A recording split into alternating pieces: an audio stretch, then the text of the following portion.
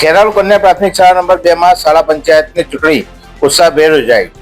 PMC Kheralu કન્યા પ્રાથમિક શાળા નંબર 2 માં શાળાના સુસંચાલન અને બાળાઓમાં લોકશાહીના મૂલ્યો વિકાસે તેવા ઉદ્દેશ સાથે શાળા પંચાયતની ચૂંટણીનું ભવ્ય આયોજન કરવામાં આવ્યું હતું।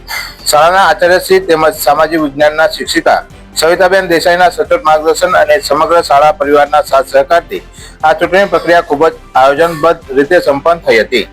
આ ચૂંટણીની ખાસિયત એ હતી કે સમગ્ર ચૂંટણી પ્રક્રિયાનું સંચાલન અને દેખરેખ માટેનો તમામ સ્ટાફ શાળાની બાળાઓમાંથી જ નિમણૂક કરવામાં આવ્યો હતો। ચૂંટણી સ્ટાફ તરીકે ફરજ બજાવતી બાળાઓએ મતદાન મથકની તમામ કામગીરી ખૂબ જ જવાબદારીપૂર્વક અને પ્રશંસનીય રીતે પૂર્ણ કરી હતી। શાળાના ધોરણ 3 થી 8ના તમામ વિદ્યાર્થીઓએ લાંબી લાઈનો લગાવી ભારે ઉત્સાહ અને ઉમંગ સાથે પોતાના મતાધિકારનો ઉપયોગ કર્યો હતો। મતદાન પ્રક્રિયા પૂર્ણ થયા બાદ ભારે ઉત્તેજના વચ્ચે મતોની ગણતરી હાથ ધરવામાં આવી હતી।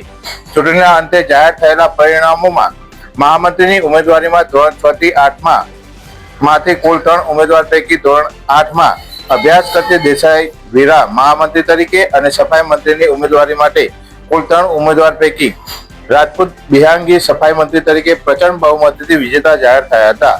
ચૂંટણી અધિકારીઓ દ્વારા બંને વિજેતા બાળાઓને વર્ષ દરમિયાન શાળાના હિતમાં અને સુસંચાલન માટે કઈ કઈ કામગીરીઓ કરવાની રહેશે તે અંગે વિગતવાર માર્ગદર્શન અને જાણકારી આપવામાં આવી હતી। સમગ્ર શાળા પરિવાર અને બાળાઓના અભૂતપૂર્વ ઉત્સાહને કારણે શાળાની આ પંચાયત ચૂંટણી ખૂબ જ સફળ અને યાદગાર રહી હતી। બ્યુરો રિપોર્ટ, રાષ્ટ્રીય વિચાર, ગુજરાતી ન્યૂઝ। અહેવાલ મનોજસિંહ ઠાકોર, ખેરાલુ।